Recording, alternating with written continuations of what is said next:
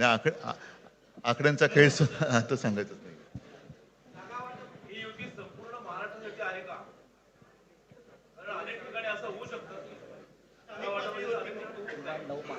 अजून अजून बाकीच्या महापालिकांमध्ये सुद्धा कालपर्यंत युती झालेली जशी नाशिकमध्ये झालेली आहे, बाकीच्या ज्या महापालिका आहेत त्यांची सुद्धा त्यांच्या तिथल्याही युतीवरती आज उद्याच शिक्कामोर्तब होईल.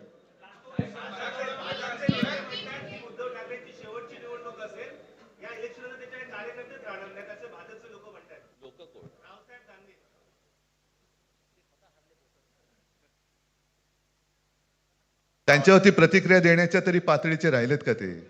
त्याला त्यांच्या पक्षात सुद्धा कोण विचारत नाही. मला असं वाटतं की उत्तर देवांना द्यावीत, दानवांना नाहीत.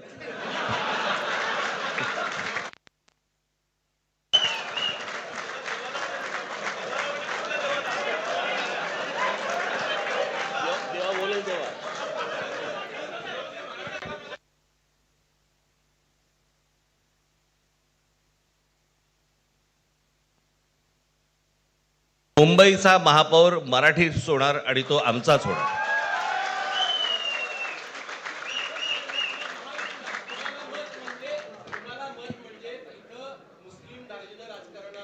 मला असं वाटतं की एक मुख्यमंत्र्यांचा व्हिडिओ पण फिरतोय ज्याच्यामध्ये ते अल्ला हाफिज असं बनलेत, बरोबर ना?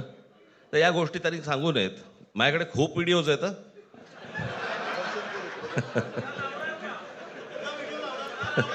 काय ते काय बोलतात त्याच्यावरती माझे व्हिडिओ तयार असतील.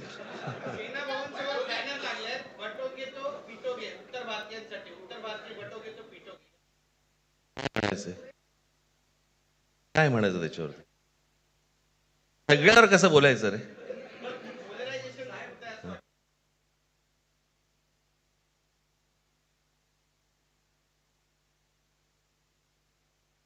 मला असं आज मुंबईचं मी तुमच्या समोर आम्ही जाहीर करत आहोत आणि बाकीच्या जशा अशा होतील तशा तुम्हाला कळवलं जाते.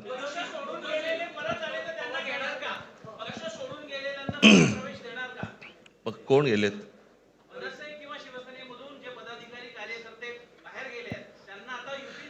येऊ तर देत पहिलं. हे जरतर वरतीच खूप असतं सगळं.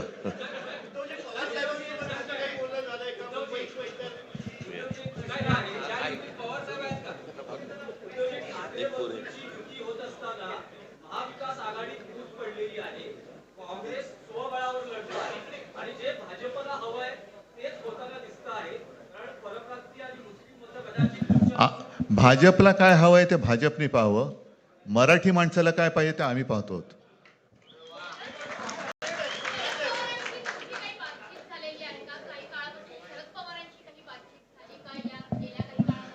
चर्चा सुरू आहे, बघू. त्यांच्यात आम्ही आज आमची युती जाहीर केलेली आहे, शिवसेना आणि महाराष्ट्र नवनिर्माण सेना.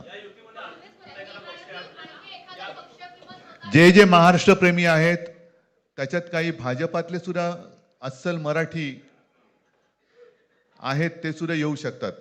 ही महाराष्ट्र रक्षणासाठी महाराष्ट्र प्रेमींची युती आहे.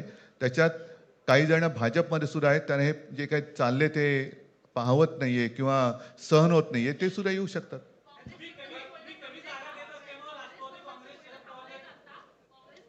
काँग्रेसने जर जाहीर केलं ना, हो मग आता म्हणजे आणखीन काय बोलायचं? तोडलं का?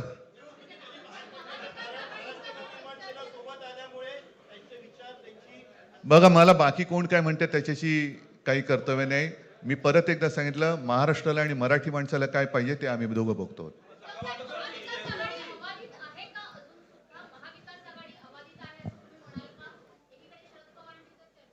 सगळे पक्ष बाहेर पडून आघाडी अबाधित आहे.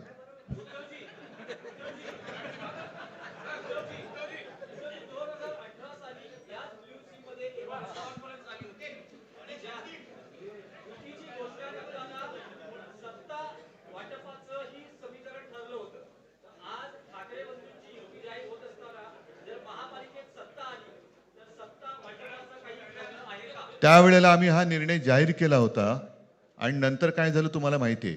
म्हणून आज आम्ही तो निर्णय जाहीर करत नाही आहोत.